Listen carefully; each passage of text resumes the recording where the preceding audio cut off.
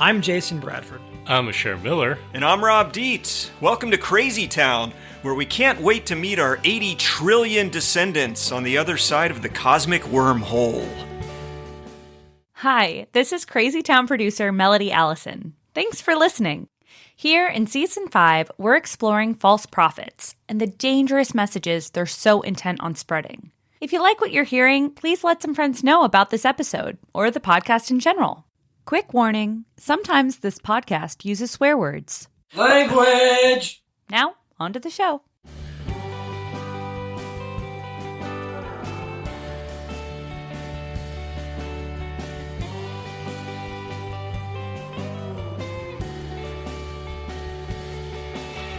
Hey, Jason, I got to ask before we start today. Sure. When I was pulling up in front of your house, I noticed you have all these excavators out in the fields. Yes, I do. Like a dozen of them? Yep.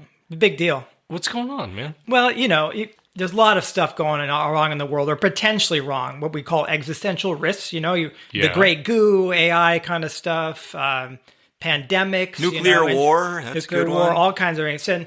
And if we're gonna basically, though, fulfill our potential as beings in the universe, we got to make sure that if civilization goes under, that it can come back, right? And it's good thinking. A lot of people think they're going to have this is insurance. Yeah, so a lot of people think that you're going to go hide out in a bunker and be able to come out and reboot civilization. But no way. Unless you're a hunter-gatherer or a subsistence farmer, us moderns don't have the skills. So what I'm doing is I'm creating basically bunkers for groups of subsistence farmers and hunter-gatherers that I'm going to import from various parts of the world. I'm not going to just get a single group of hunter-gatherers or a single group of peasants. I'm mixing them together. We want that diversity. And they're going to live here. And so not monoculture hunter-gatherers. No, not. I'm bringing in, actually, I've got some New Guineans lined up, some recently contacted tribes from the Amazon. I'm working on getting some Sentinelese from the Bay of Bengal. That's really tough. They try to kill you when you land. And I've got Andean peasants. I've got some Romanians. I'm getting some Amish in here. So really, really solid crews. And they're going to be on 12-hour shifts. So this is like you're doing rotational farming, basically. Well, if things go wrong, if the asteroid strikes, whatever, we need half of them at least in the bunkers at any one time. Right. But they also have to come out to maintain their skills, get the vitamin D, etc. So this is, I feel like I'm fulfilling my potential by doing this for humanity and the future generations. Okay, I'm getting close to getting sick here, near the vomit point. So I got to call a little time out on this. What would we even call it? A sales pitch? Yeah, well, this is legendary. This is going to be huge. Well, let's just say for now that this is not Jason's cockamamie idea. He's making fun of a cockamamie idea that we're going to get to in a little bit. But in order to get there, we got to tell you about a guy named William McCaskill, okay? He's our false prophet for today. Okay. And let me just start running through a little bit of his life just so you get a sense of him, and then we'll move on to the cockamamie ideas. I was kind of getting excited about it, actually. Yeah, I know. Sorry. Okay, so McCaskill is probably the youngest of our false prophets so far. Yeah, he's like, 12? Yeah, 11. No, he was born in 1987 in Scotland. His actual name when he was born was William Crouch, but sorry. I don't know why that's funny. But I just imagine him crouching. He was stooping all the time or whatever. Yeah. William Crouch! Oh, it's a sentence. I got you. So going to do with a Scottish accent. William Crouch! I thought we decided no more accents. After the Bill Clinton episode, we had to put that You away. say this now. You're the one who gets to do all the accents. I know. Only you can do accents. Oh no, this show is off to a bad start. Okay, back to William Crouch / McCaskill. He actually was a kind of a progressive guy, so he and his partner both changed their last names when they got married. So that's how he ended up being William McCaskill. I gotta say, I appreciate going with a new name versus the hyphenation thing, because that gets long. Can get tedious, yeah. Mm-hmm. Well, and so I think he has a pretty kind heart. When he was 15, he learned about the scope of people who are dying from the HIV epidemic, and And he kind of made this resolution. When I get older, I'm going to make a ton of money so that I can give it away and become a philanthropist. Fascinating. Yeah. So he went to Cambridge, so I guess he's got the academic chops. He studied philosophy, and he got impacted by this guy, Peter Singer, who wrote a pretty famous, influential essay called Famine, Affluence, and Morality. And we're going to get more into that later. And then he goes on to get his PhD in philosophy. Yes, that's a doctor of philosophy in philosophy. I love that. And now he's an associate professor at Oxford, and he's the chair of the advisory board of the Global Priorities Institute. Pretty highfalutin stuff. We've been making fun of a lot of the Ivy League schools in the U.S. I'm so happy we get to. Yeah, we can make fun of the Brits now. I know the Brits, like Cambridge, Oxford. This is great. Yeah, the true Ivy, right? God, yeah, no, this is old world Ivy. Old yes, school. Old this school. is great. I mean, the buildings are probably actually made of ivy at this point. They're cloaked in ivy. Okay, so he's founded a few organizations, including the Center for Effective Altruism. If you look it up, it's spelled TRE. Just be ready. Yeah, all that British stuff. Oh, yeah, I know it's confusing. It argues for bringing data-based, rational decision-making to philanthropy. Well, that sounds all right. Yeah. Another group called Giving What We Can, and this is sort of like tithing your earnings to effective charities. Sounds all right, too. Yeah. 80,000 hours, which is sort of the idea is it represents how many hours you're likely to work in a professional capacity. And so it's advising people on how to think through career choices that have the greatest social impact. Yeah, that sounds all right, too. I know. This guy's a star. He's a vocal supporter of animal welfare. This led him into vegetarianism. Nice. Live by your principles. He's best known, however, for being the leading voice of what is known as long-termism. And he laid out what this means, his philosophy, in a very recent and apparently best-selling book called What We Owe the Future, A Million-Year View. And I remember getting ads like this like crazy through New York Times and stuff. I mean, this was really, really pushed. And it's this long-termism that we are sort of bringing up, and he's representing that as our false prophet. If we were to just stop here, you'd have to say, well, maybe this guy's an actual prophet. I know, instead of what's a false wrong? prophet. What's not to love, right? Yeah. But So- we hinted at that with my fantasy about the bunker. Oh, so it was a fantasy then. We're clear on this now. Yes. Fantasy. Genius. Got some strange fantasies. So our Crazy Town devotees who listen to every one of our episodes may recall that I did an interview with Douglas Rushkoff, and we talked a little bit about the long-termism stuff. But we're going to really unpack that here today and talk about why it's such a dangerous philosophy. So we're going to focus on long-termism, and this is what's part of what's really tricky about it is I think we have to place it in the context of a lot of other concepts. And that's partly because it helps people sort of like understand what we're dealing with, and also because some of these other terms are also commonly used. They're sometimes used interchangeably. Yeah. They're used in different contexts, but what's important about them is that they're all connected sort of in an overarching philosophy, right? So the key thing is like if you hear any of these terms, it's not only understanding, like we want to present some of these concepts so you understand where long-termism comes from, but for your ears to be tuned to these terms that you might hear, because then you'll know, oh, this represents this certain type of thinking. All right, well, if we're going to start throwing around terms, can I just make the request that we don't use the word ontology or ontological at any time during this? I was not planning on, but you just did that. You actually did do that. Okay, so someone who's really helped us understand how these are all connected, how these terms are connected, is Emil Torres, one of the most vocal critics of effective altruism and long-termism. And Emil is a reformed long-termist who actually had been a research fellow for our previous false prophet, Ray Kurzweil. Wow. Yeah. Well, so Emil has escaped from the cults. Yes. Yeah. And Emil goes by they, and they have an actual acronym, okay, for this mishmash of all these related philosophies and concepts. It's and, BULLSHIT. Okay. Easy to remember. Yeah, that's easiest to remember. Yeah. Unfortunately, this one's not as easy, but it rolls. What's called Tescriol. Okay? It sounds like something you'd push out. It sounds like a hormone or something. Yeah, some sort of disease maybe Yeah. even. I went down to the public bathhouse and came away with Tescriol. Now I want antibiotics. Okay, well, it stands for, I might have some trouble with these words, so I need you to step in if I flounder. Okay, yeah, you almost said anachronism for acronym. I know. Well, because there's so many isms in this acronym. Oh my God, this is ridiculous. Are you ready for all the isming? Yeah, like, Okay, sorry. Sorry about that. Okay, we got transhumanism. Okay. We got extropianism. We got, oh, this is going to be rough. Yep. Singularitarianism. Good job. Nice.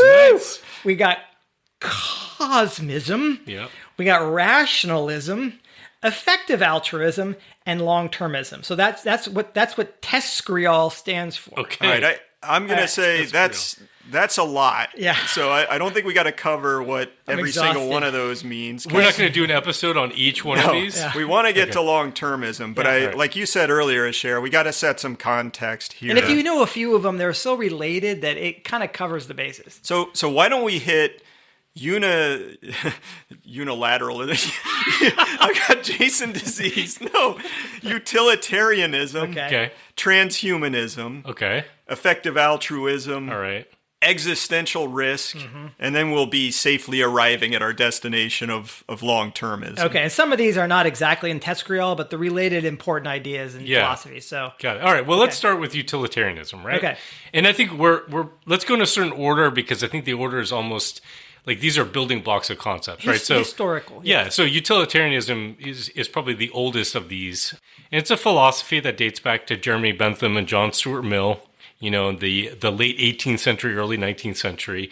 And basically, all you need to know about utilitarianism is that it argues that the most ethical choice you can make is the one that will produce the greatest good for the greatest number of people. Okay. Yeah. Okay? Pretty basic. Pretty basic. And pretty easy to agree with. I mean, Yeah, for the most part, just I- generally. Generally, yeah. You know, devils in the deets maybe of like who decides and how do you decide and what Well, do you know. that's what we're going to be. We're going to get into. A little bit. Okay. Yeah. All right, then we're going to go to my favorite, transhumanism. Hmm.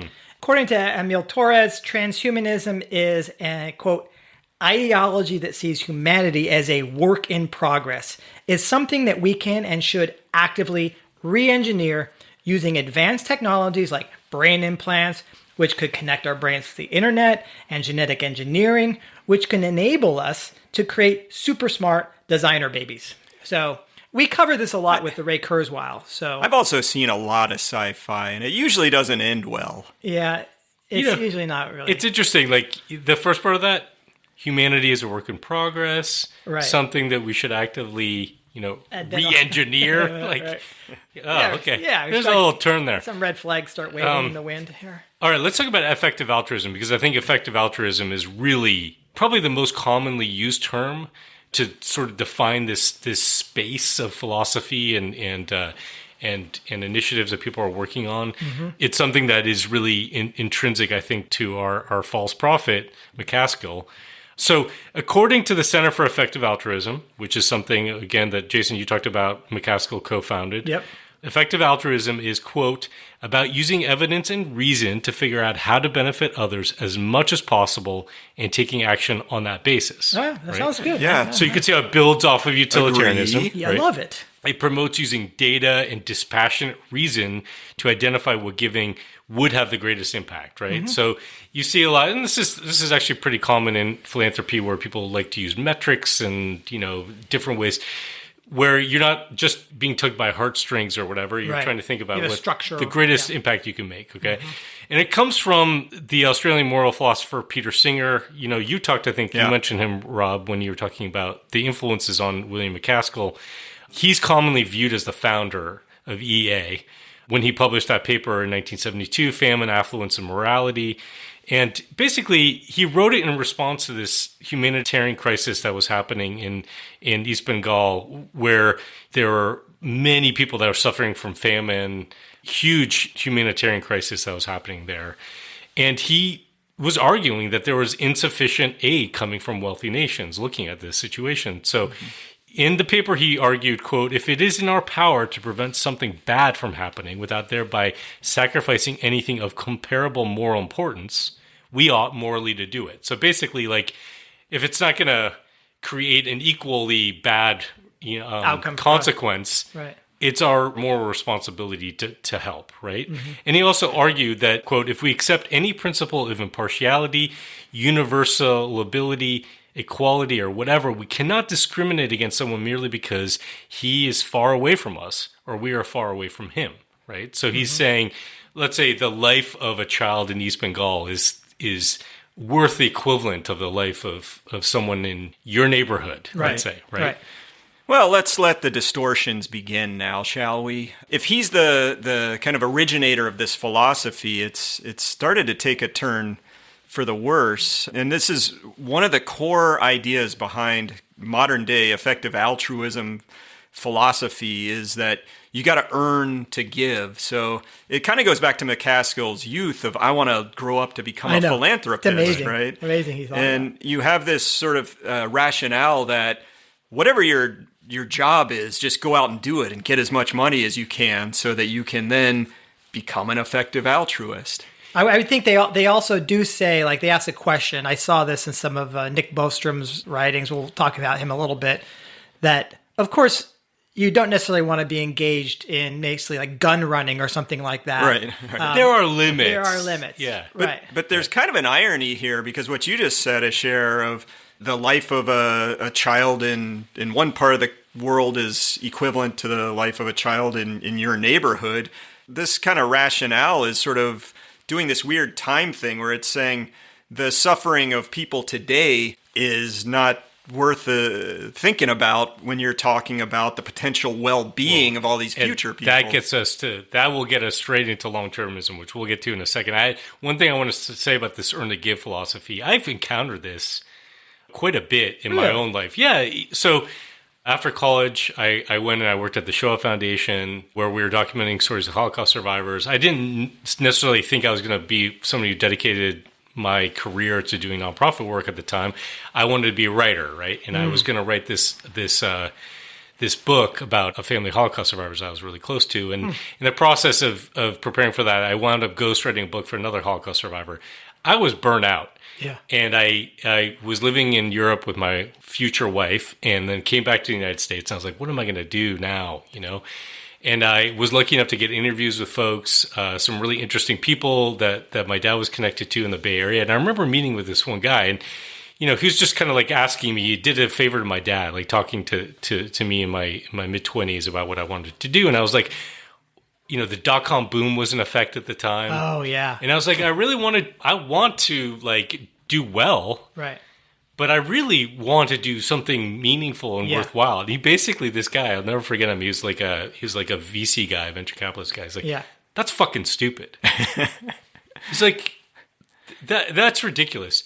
Make your money now. Yeah. And then you can give it away later. Yeah. That's a way more effective way of like helping the world. He like just literally told me I was a fucking idiot. Right. For even like, imagine, just go make piles of money. Just go make your money. I love it too, because he's also putting that message out with, just sell your soul. Go do some work that you don't give a shit about, as long as the piles of money are rolling in. And he was completely convinced that was the right thing to do. Okay. Well, all right. So the other important thing to look at with this is what's called existential risks. And I remember when I first actually started learning about this whole set of philosophy, TESCREAL, whatever, through the lens of existential risks. I remember being just struck by the fact that these folks in Oxford were like publishing about existential risk. I'm like, wow, that's cool. Because a lot of our work is about risks too, right? I know. Yeah. I'm like, oh my God, we've got well-funded Oxfordians out there doing stuff. This is fantastic. Yeah. So Nick Bostrom, also at Oxford, McCaskill's colleague, he's also considered to be one of these fathers of long-termism, introduced the concept of existential risk in 2002. And I mean, of course, people have been worried about these kind of things for a long time. I mean, sure, we've been worried about nuclear, exactly. Nuclear holocaust for a long time. But he kind of brought it forward and started defining it and bringing in all the potential lists of things that could go wrong. And so he defines it as an adverse outcome that would either, quote, annihilate Earth-originating intelligent life, or permanently and drastically curtail its potential. An existential risk is one where humankind as a whole is imperiled. Existential disasters have major adverse consequences for the course of human civilization for all time to come. And that's a key thing, for all time to come. And so, he lists top existential threats, and I agree with a lot of these: nuclear holocaust or runaway climate change. Then it gets a little esoteric and a little bit more hard to kind of relate to. For example, misguided world government, or another static social equilibrium that stops technological progress. So this is interesting. This is a hint. This is a tell. Like anything that ends up stopping technical progress, or is some an existential risk. Or a world government that doesn't allow technical progress to happen. It doesn't even consider the potential existential threat from overdoing it on the technology Well, this side. is the irony we'll get into, okay? And also what he calls technological arrest. And this is that if for some reason we can't overcome the technical needs we have to transition to a post-human world. All right. So they pretty much makes explicit that they're dealing now with what we would call like this, what was it? The singularitarianism? Right. Yeah. Right. Okay. So let's just look at these building blocks, right? Utilitarianism, transhumanism, effective altruism, existential risks. That brings us to long-termism. And we're going to unpack this more in a minute, but basically the essential thing to know is that long-termism argues for valuing all potential human lives, right? In the future, Yeah, so any potential life, right? And we know it's a confusing bit of word salad. TESCREAL, we'll see if that takes off as like an acronym, but again, I think the key thing here is that these are all terms of philosophical beliefs that are used interchangeably, and they're part of this sort of collective worldview that is becoming increasingly influential. Yeah. So basically, you're advocating whenever any one of those isms is mentioned, the little alarm bells your antenna should go up. Yes. Yeah. This is TESCREAL. This is TESCREAL. Right. So what is long-termism? Really, I guess I would summarize it like this. It takes utilitarianism, right, which is the moral argument for prioritizing the greatest sum of well-being, right? Yep. Do the thing that does the most good. And it combines that with Singer's effective altruism, right, which is like we can't prioritize our own interests or just those of people we're familiar with over complete strangers. And it basically puts it into like the space-time continuum, right, with a little dash of the singularity thrown. Yes, that's a great summary of this stuff. Yeah. Can I ask you, Jason, resident biologist, Sure. Is that even a thing where you could value some other life out there more than, say, yourself or your kin? It's hard to do. It's not more, it's equal. Equal. I mean, that's the thing is if you think about everything that we think of normal from an evolutionary point of view suggests that this is kind of impossible from a root level of, you can probably in your head conceptualize this, but I think it's very hard to do in practice. And we were talking about, if there's a burning building and your kid is in it, you're willing to run into that building. Yeah. Right. But if it's not your kid, what are the odds you're just going to run into that building? Some of us will, but it's very hard. And so, But I will just say though, I think Singer wrote about that in his article that he wrote in 1971. He was basically saying, like, we live in a global world now. Yeah. We actually have agency to do something. And he was basically saying, look, if we have surplus, we should use it, to help other people. Yeah. So you could sort of see the logic of it. I see the rational logic. As long as we're right, and this is the key thing, as long as we act rationally, which brings us, in a sense, back to Pinker, right? Right. Like, hey, if we can all be rational, we've got rational. the spare capacity, then we can do all these things. And not to confuse everybody with too many names, but our beef is not with Singer, right? No. It's more the distortions that have occurred since he wrote that article. And with long-termism, it argues, for starters, don't discount the fate of people on the other side of the planet. Well, that's right in line with Singer, so that's fine, right? But then it goes deeper and says we shouldn't discount future lives, which also pretty okay until you take it to some absurd level. I think we got to call back to, we had a whole in season season 3, Hidden Drivers. Yeah, we had a whole episode about discounting the future in episode 37 of Crazy Town.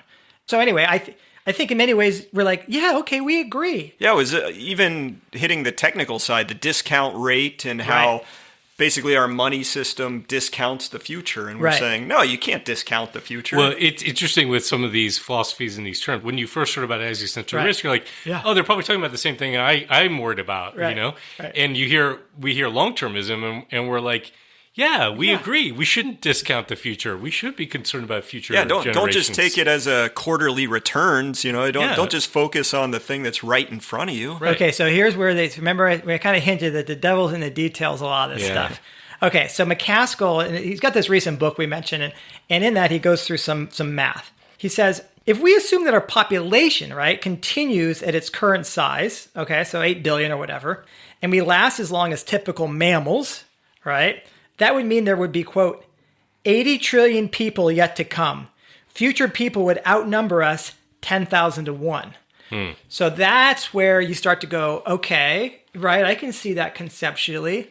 But now you're like, we're going to value those 10,000 future, as much as the present.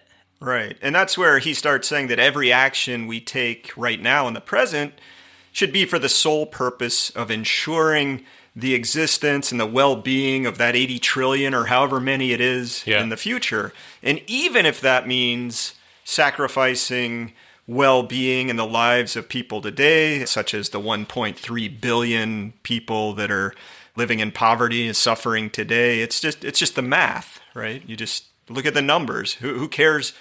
Yeah. Usually you would say, let the one sacrifice for the many. I guess this would be let the 1.3 billion sacrifice for the 80 trillion.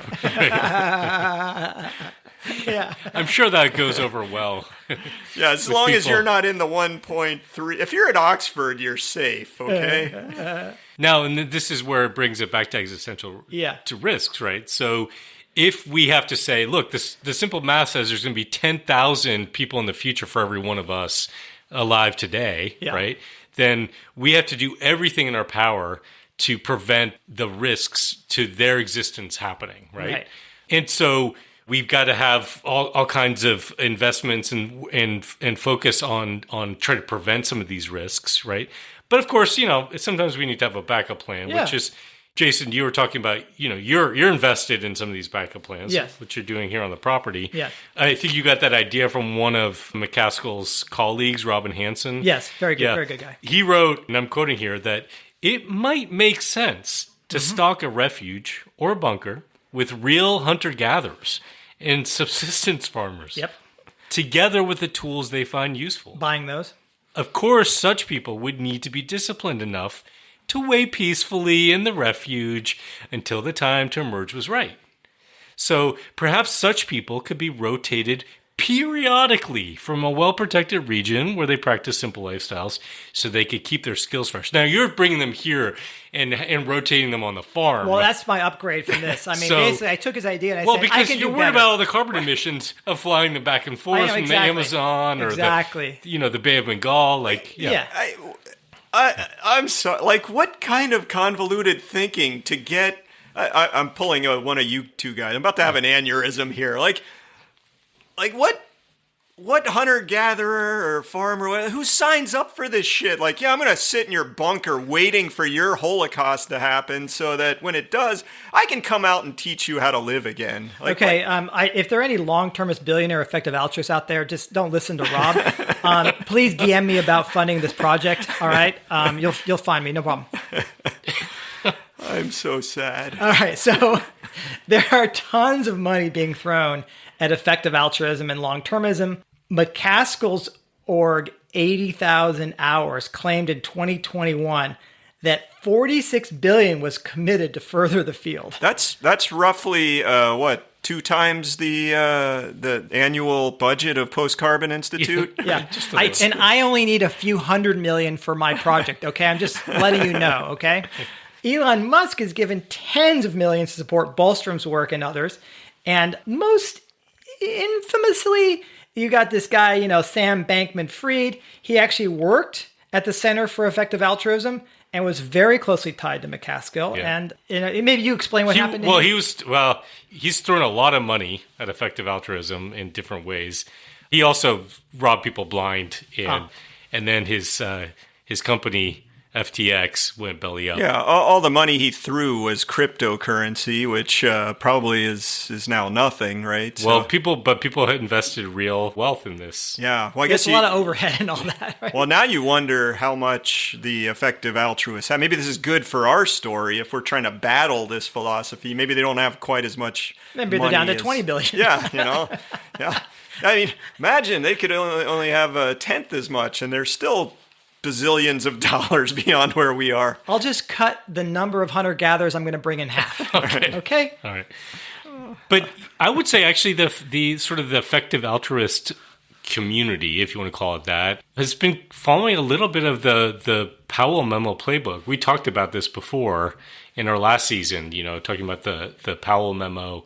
In that, for folks who haven't listened, that was basically it laid out a strategy for neoliberalist advocates to basically change things on all sort of levels of society. That was like affecting higher education, the media, coordination politics. of think tanks, just basically getting the message out any way they could. And you actually could see that happening. I mean, I don't know. Maybe there'll be exposés later about this being sort of coordinated, on some level. But there's certainly been that kind of a spread of long-termist ideas and effective altruisms. You talked about money that Musk has thrown to Bostrom, millions of dollars going to Oxford University and these other institutions. Sam Bankman-Fried was throwing a ton of money into the recent congressional elections and local elections, and he was specifically funding. I mean, he was funding people that were going to basically change rules or protect cryptocurrency from being regulated, but he was also funding actual sort of effective altruist long-termist candidates. There's actually one that ran here in Oregon. He was the first sort of effective altruist congressional candidate. He got I think he had $11 million. I don't know how many of that came from Sam Bankman-Fried. And that guy worked briefly at Future of Humanity Institute, which is Bostrom's shop. But you have the head of the RAND Corporation, which is one of the most influential kind of big think tanks in the country. He's a long-termist. You've got long-termists writing reports for the United Nations. So there's a report in September 2021 called Our Common Agenda, and it explicitly used long-termist language and concepts in it. You have people in the media who have been really promoting long-termism. A good example of that is Sam Harris, who's a very famous, well-known author and a podcaster. He wrote the foreword to McCaskill's book, which you talked about. You interviewed McCaskill quite a bit on his podcast. And he said of McCaskill, he said, quote, "No living philosopher has had a greater impact on his own thinking and his ethics." We could talk about the ethics of some of these guys, later maybe. But unbelievable money and influence and reach. Yeah.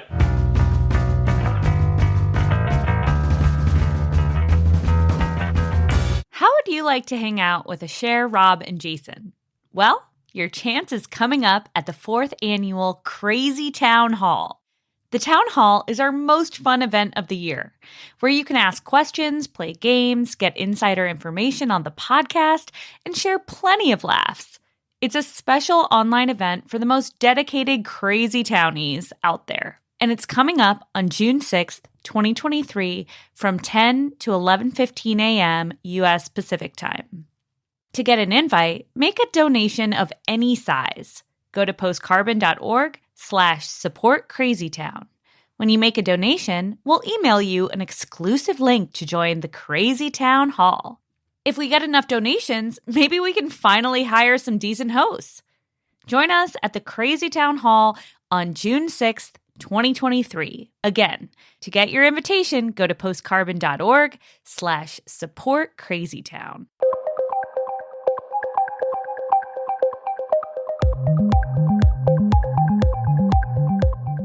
All right. I am really happy to talk about this species. This is one of my favorite species. Homo machina homo, also known as the Cyborgian. Oh, this is our second one. Yep. Very different than the type specimen Ray Kurzweil. But, they both sort of believe in this transhumanism, singularity type thing, or the future of these high-tech, fusing with technology, cyborgs. So McCaskill is he's not the techie guy. He's a philosophy guy. So you see how even within a species, there can be great variance in form. Like you got, like you just like imagine if you're an alien spacecraft and you're hovering over, say, Albuquerque, New Mexico. Used to live there. Yeah, and you suck up a Chihuahua and you suck up a Great Dane. Used to see that all the time on the street. Exactly. At first, you might not have any clue they're the same species. They're so different. Right. But with enough detailed taxonomic work, you can tease these things. Which one's Kurzweil? The Chihuahua or the Great Dane? I don't know. But I just want to explain a little bit about the evolution. In the discussion section of my paper, I go into some detail. This is where we realize that you're sad that you didn't really go the professorial route and you became a farmer. This is your chance. This is there's still time. Okay, if any universities out Singularity there, University, maybe I'm sure. Oxford or Cambridge. What about the Jack Welch Institute management? So many options to choose from. Yeah. So anyway, we have this species that we covered a lot called the double downer, right? Now, what you're seeing is there's a lot of double downism in all these other species, like the cyborgians. Yeah. They're also kind of have double downing in them, but I consider them an offshoot of the double downer. Yeah, it's like ancestor. Yes, is it like double downer is like an ancestor species? It's a paraphyletic species, probably the they have a common ancestor. The mother species spinning off daughter species, such as Rocket Man, which we'll get to later in the season, the industrial breatharians, the cyborgians, and complexifixers. So these species... What are we talking about here? Oh, well, okay. I think, what you have is this sort of technology fetish that they all possess, but then these other species have particular niches. You can think of there's a species that's widespread in the lowlands, and then there's daughter species that kind of move up into mountains and occupy different mountaintops. That's what I think is going on. But we're going to need a lot what a beautiful world more population genetic. What I actually think is, remember that game Pokemon Go? Yeah.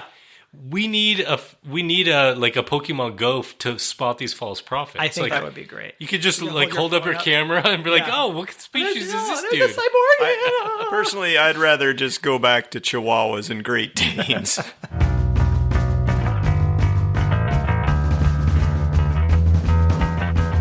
Okay, it's quite obvious by now that long-termism and all of the related TESCREAL beliefs are built on pretty insane assumptions about technological process, exponential growth, no limits to... But we've covered that before, and so we're not going to go into any detailed critique of that. Yeah, but what I do want to go into a critique of is this rich versus poor, sort of this classist thing that's gotten built into the philosophy.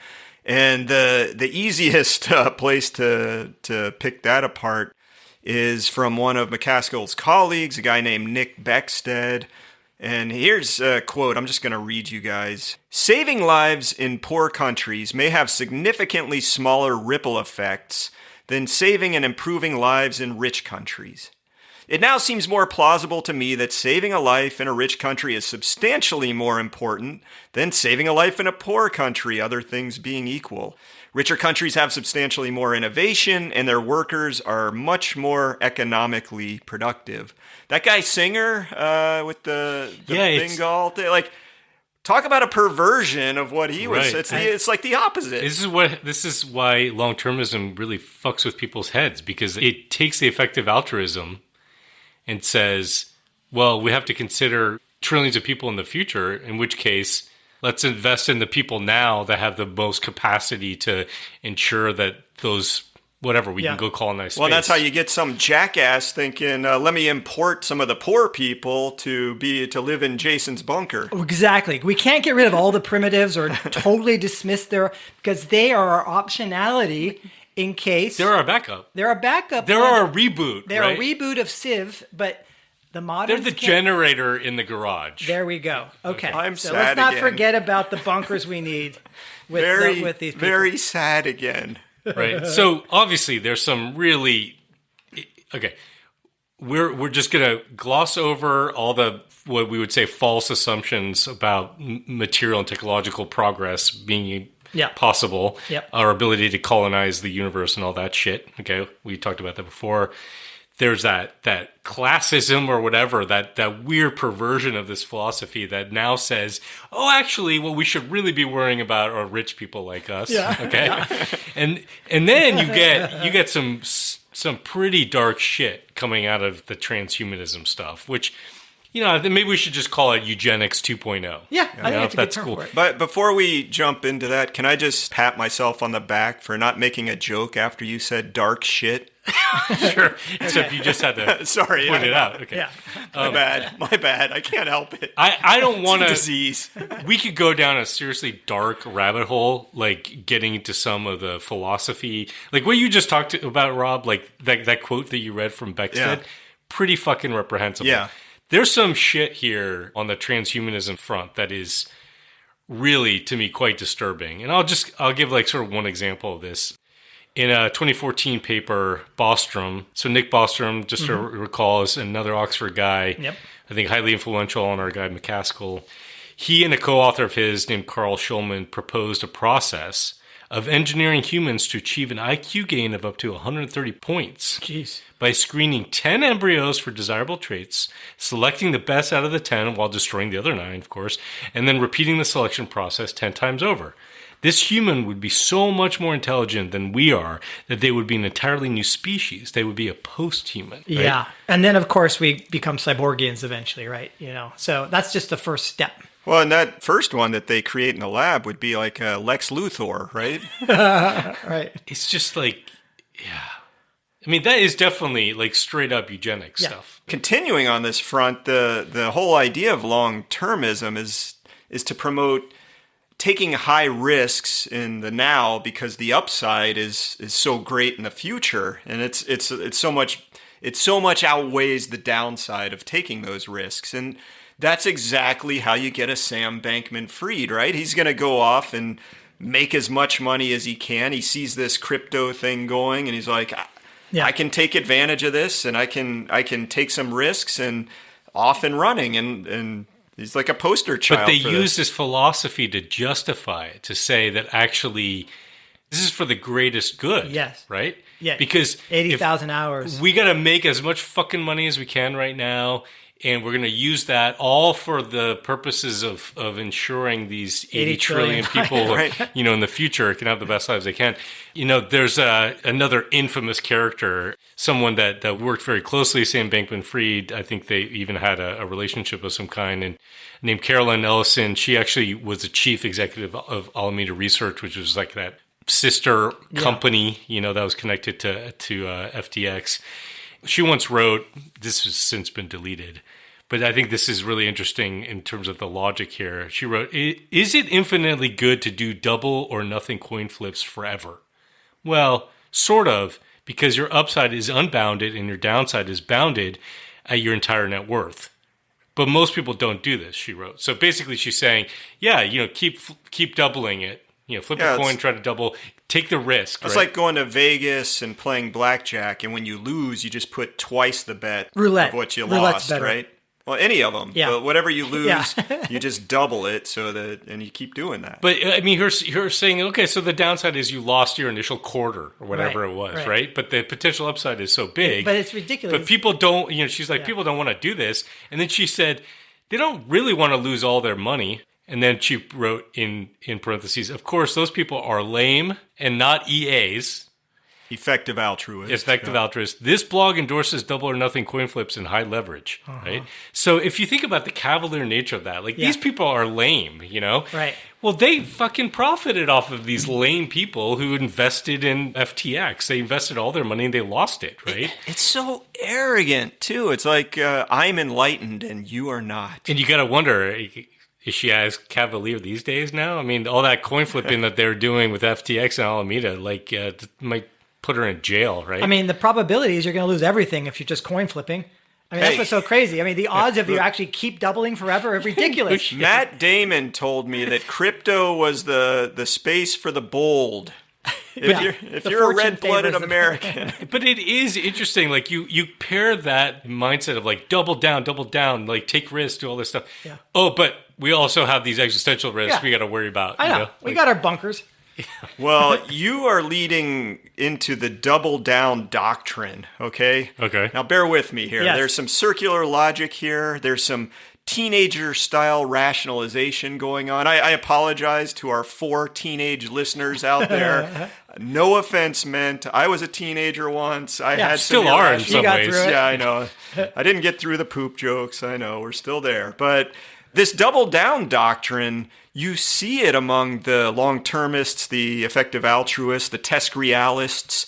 I wish I could just name all those things in a row. Test realists. Roll off the tongue. But it's really weird. They're sort of saying if we want to fix the problems that are caused by humans' exploitation of the world, then we've got to exploit even more. And that way we can address all the externalities caused by our exploitation. Right. I mean, that's the earn to give thing, right? It's like make as much money as you possibly can now, right? And then use that later. Yeah. Right. Well, and a really good example of it, there's a really good Guardian article where the author is interviewing William McCaskill, and he says that McCaskill's kind of saying, look, rather than cut back on consumption, and I should say McCaskill is sort of, he's said, we are over-consuming. Yeah, climate economic change is- growth right. can't go on forever. He understands the... Climate change is a problem, Yeah, blah, blah, blah. and he understands the exponential math. He's like, yeah, of course, if we keep growing the economy at 3% a year, eventually we will... You say he understands it, but then he also thinks that we're going to have 80 trillion Yeah, humans. Right. yeah. So he says all that, and then this is what he says about consumption. He says rather than cut back on consumption, it's much more effective to donate to causes that are dealing with the problems created by consumption. Right. So don't like a doctor, instead of dealing with the cause, just keep putting Band-Aids on keep top of the digging. symptoms. Right. Just keep digging. This reminds me of Woody Tash, the Slow Money founder, and Yeah, those two are exactly the same. Woody Tash and William McCaskill. well, he got so frustrated because he's working for the Ford Foundation, and they kept investing money in their endowment that was trashing the planet. Right. And then they had to work on this on granting to fixing. And 95% gets invested in shit that makes everything worse, and 5% you spend to try to fix the And problems he said, of the 95%. and he said it's just not fair. That 95% is winning all the time. That's the philanthropic model. So this, Apparently, it's the effective altruist model. So this Oxford philosopher is not impressing me whatsoever. The other thing that keeps driving me crazy is this constant going into AI. They have a lot where one of the most important jobs you can have is to invest in the safety of AI, the governance Right. of AI, Yeah. the prevention of AI from killing us all. So they're investing in how to protect ourselves from the AI that they need so that we can create all these technologies so we can go post-human.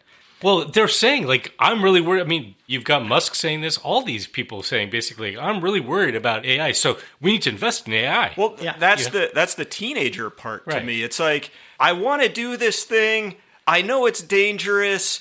Let me find a reason why I should be able to do this thing. And it's this weird circular logic. I sometimes think that there's speaking of teenagerhood, it's like there's this desire to pursue whatever fucking instincts, impulse you have, but you also still kind of want a parent to they want governance. Yeah, They want you know, help. what I mean? wish- They don't, but they do. Right. You know? I wish instead of doing crypto adventures and all this crazy stuff, they were just throwing water balloons at people on the street like a regular teenager. You know? But that's not going to help us get to space and merge with technology in the singularity. So I think this is a really interesting story. How you start off, with these well-intentioned philosophies of Peter Singer, who's famous for animal liberation and being altruistic and giving and thinking about future generations. And it ends up becoming this sort of self-serving, really juvenile rationalizations, justifying your own work, your own sort of sense of power, and then basically relying on utter wackadoodlery, like Kurzweilian wackadoodlery, as to give you this reason to be doing all this just nutty stuff. And so it becomes also ironic that you have Singer, who's this animal, rights people and caring for other generations, and it becomes all centered around humans and our potential and all the trillions of human lives and Right. consciousness and experience. Oh, gosh. Yeah, it is interesting to think about that the process of of good intentions being perverted on some level, right? There's I've been following the work of Sarah Pessin, who's a philosopher. Okay. Another philosopher. Another philosopher. Does she have a doctor of philosophy and philosophy? I think so. I'm sorry, I have to digress for a second. Do you recall watching Monty Python's Meaning of Life? Oh my gosh. There's a scene where this old couple is like at this dinner in heaven, and they don't know what to talk about, and so the waiter gives them a topic to talk about, which is philosophers, and one of them is like talking about like Schopenhauer, and the other one I can't remember, and the wife's like, "Do all philosophers have S's in their name? Like they're not capable of having a philosophical conversation." It's reminiscent of us. Exactly. Yeah. Well, look at Sarah. You can go to sarahpessin.com, and she has this really interesting section called meaning maps and what she calls political spiral logics. And she talks about how in our society right now, there's all these good ideas that ended up getting kind of corrupted. And she talks about this thing called the slipstream vector. So you imagine people with good intentions, and these philosophies sort of open up opportunities for someone to come in who just creates some extreme version that ends up being completely perverted. And this is happening a lot in our politics, actually. So the slipstream vector, I think I see this happening in this movement. Yeah, right? You just totally opened the visual in my mind of pace lines in biking. Oh. So, like when you're drafting behind somebody, you use like 30% less energy, right. Which is why in like the Tour de France, you see these huge mobs of cyclists right on each other's wheels. And so it's like, there's Singer out in front in the pack, and then suddenly McCaskill and Bostrom and these other guys just like get right on his wheel. So that is an interesting metaphor. I think we bring it back to William McCaskill. You could say, I don't know. I don't know the guy, but it seems like maybe that's his journey here, which is like, it starts from a fairly innocent and maybe quite innocent or immature place, right. But well-intentioned. And then these things get their hooks in it. Do you know what I mean? So it's like, once you take effective altruism and then you add on this idea of not just like thinking about the long term and future generations, but you add this idea of like human exceptionalism and the singularity. And you start thinking about like, you believe in this technological potential. It becomes this totally perverted thing. And then worse than that, you're talking about like, Singer in front and McCaskill and Bostrom. But then you got the guys like Sam Bankman-Fried and Elon Musk coming in.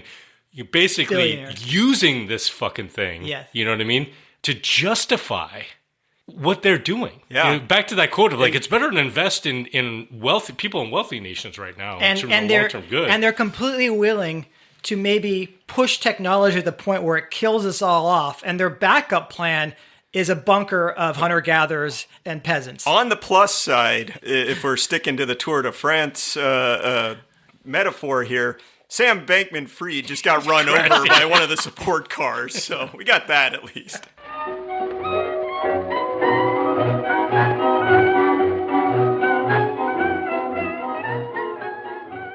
Okay, the insufferability index. Listeners, what is your score, right? We're going to go through it here. But I'll go at 0 to 10.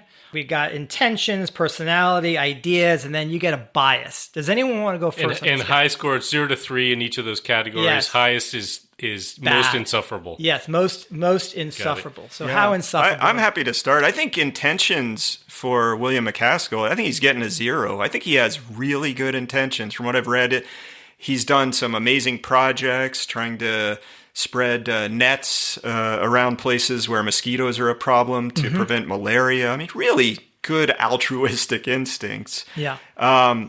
Personality, I think he seems okay from what I've read. He seems nice, yeah. So he's getting a low score there too as well. Ideas is where it gets a little bit iffy for me. I think, again, earlier in our discussion, I kept saying, well, that sounds okay. So some of the ideas are all right. It's just the way they've been perverted. So I think he's getting about a 3 for me. Okay, pretty good. I'm gonna raise it by 1. I'm gonna give him a 1 for personality. I'm not gonna go 0 because I don't really like people. Right. Yeah, there's no one. No one gets Jason a 0. are 2s in your book. My wife, my wife gets a 0. Okay. Aw. if dog, she your heard dog. this, she'd be like, what are you dog. talking about? Yeah, I'm a 10. I'm not a 0. The idea is I'm going to give him a 2 because it definitely goes into some wacky shit. But, there's some things like, thinking about future generations I agree with. But I'm going to use my scorer's bias. I'm going to add an extra point in there because there's some, he's kind of promoted some designer baby shit too. There's some stuff in there that's kind of dark, Yeah. So I'm going to go with a 4. Okay. I think this is really weird. I'm really disappointed in a so-called Oxford philosopher. I'm no philosopher. I No, wouldn't you are consider not. myself a philosopher. You are a doctor of philosophy in... Biology. Yeah, those don't fit. Right. But I feel like he's got such huge holes in this. Like the circularity of stuff, like it pisses me off, right? Well, you need to go to Oxford to understand Oh my this God. stuff. Okay, anyway, I'm gonna split the difference and add it up to a 3.5. Pretty low score. Yeah, he got a pretty low score. Good job. Call him William. up for beers. He's young, he has time to He's get got worse. time.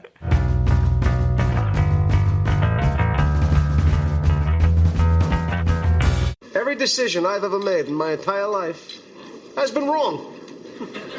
My life is the complete opposite of everything I want it to be.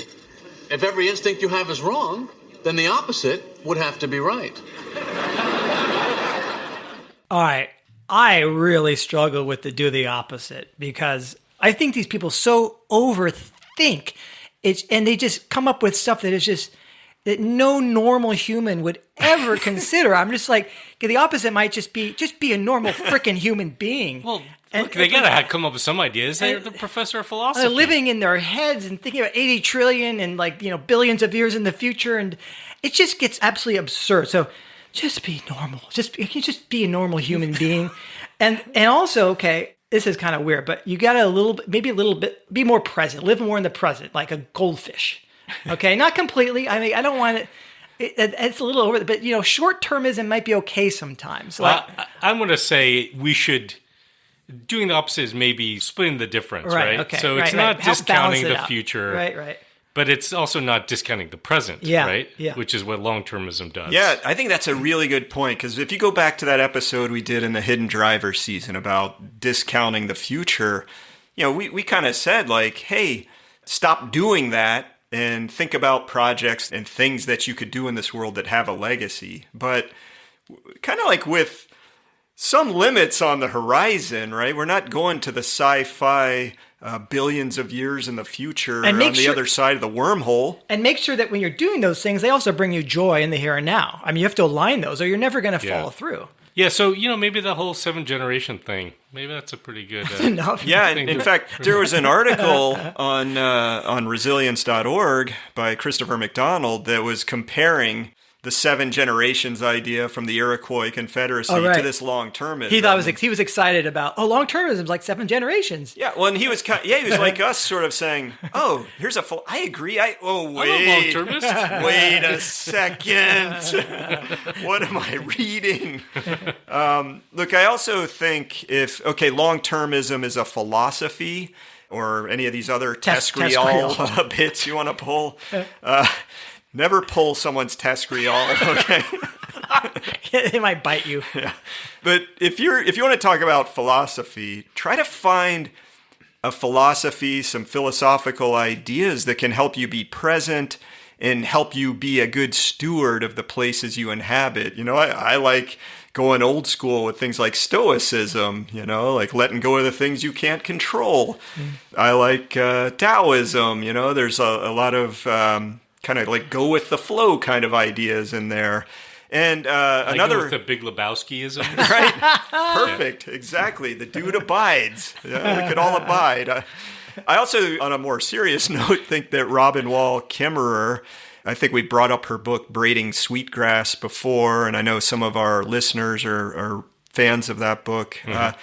What she does that's amazing is she combines ecological science with indigenous philosophy, and it's a really wonderful mix in a way to think about the world, and as I think your goldfish example, kind of be present where you are. To be part of this world and you are the same. We're one, that kind of stuff. And yeah, no, that's a beautiful book. And, honestly, I mean, we didn't get into this too much, but the human-centeredness of long-termism and effective altruism and all this stuff, doing the opposite of that is actually recognizing the more than human, and if we're not discounting the future lives of 7 generations, let's say, of humans in front of us, what about all the other species that we share this planet with?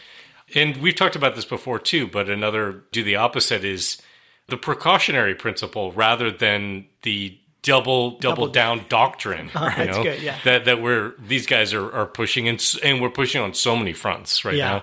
Everything seems to be fucking double down. I know.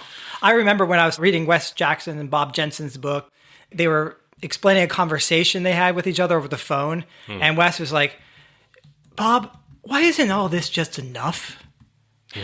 Just what we have. Why can't it just be enough?" And you wrote a book called Enough is Enough. Yeah, my book was called Enough is Enough. Their book is called An Inconvenient Apocalypse. I bet they're selling a lot better than I was. But I think that's true. I mean, can't you just have a normal, decent life and just consider the beauty of the world enough for you? I hope so. I don't think so. I think that's a stupid idea. We instead have started a new organization. Oh, we have? Yeah, it's going to counteract the Center for Effective Altruism. How are you going to spell it? I don't know. I think we got to go ER since we're here in America. We're not going to go. You got to spell it the right way, man. And this center is going to be the opposite of the Center for Effective Altruism, right? It's going to be called the Center for Incompetent Hoarding. Okay. So, listeners, find it online. Donate as much money as you can. It doesn't matter what you do to get that money. Crypto. Just don't do crypto. We can't take crypto.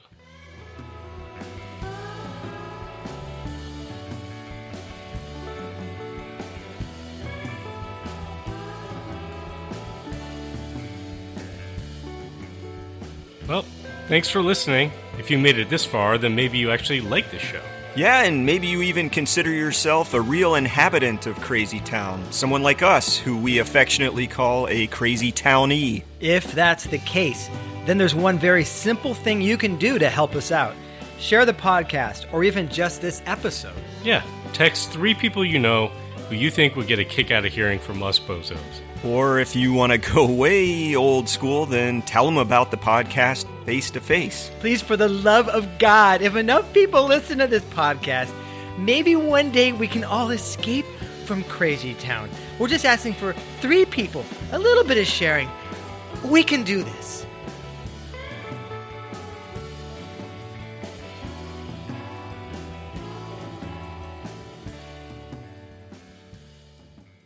If you are the effectively altruistic parent of a young human, one of your greatest potential impacts is making sure your offspring make as much money as possible. At Temps for Future Trillions, we will place your child with one of our special clients, all of whom are in constant need of discreet services and are willing to pay unbelievable sums. With just 1 or 2 summer jobs with our agency, placed with either a drug lord, human trafficker, or weapons dealer, your kid will have a substantial endowment available for whatever lucrative business they can think of after they drop out of college. They can then leverage their wealth in the service of securing the wondrous eternal life of infinitely happy post-human sentient beings.